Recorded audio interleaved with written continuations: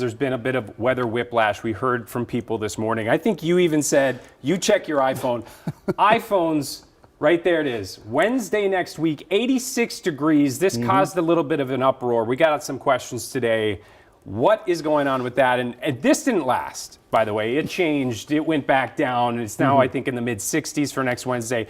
You don't make iPhone's weather app, but what is going on here? Well, to be fair, it's not a person that's delivering that weather forecast. It's a computer algorithm. So those numbers you see on your phone, whatever app you use, typically it's not a person. It's not a real-life meteorologist making those forecasts. So it just takes from whatever forecast model it's grabbing from, and it shows those results. And in this case, it was a high temperature at 86 for next Wednesday, which I believe would break a daily record, first off.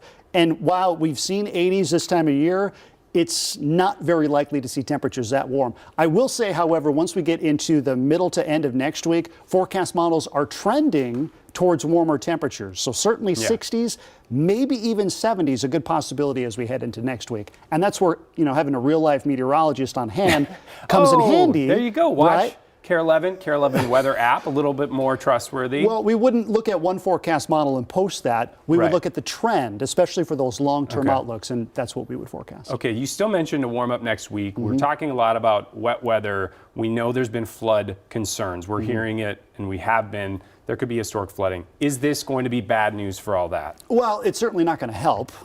We talked about this through most of the early spring months, late February and into March, how the potential for flooding was high because of these conditional threats. You have a record snowpack, and it's lasting deep into the spring months because we haven't seen this significant melting yet. Now that's going to change next week. We're looking at temperatures that are actually seasonal, if not warmer than average for the first time in a while. That combined with the potential for a half an inch to up to an inch of rainfall, and you could exacerbate those flooding concerns. That's what we will be paying attention to next week. Humans paying attention to the weather to look out for other humans. That's what we do. Don't blame AI. Just listen to this guy. Thanks a lot, Ben. You got it. Appreciate it.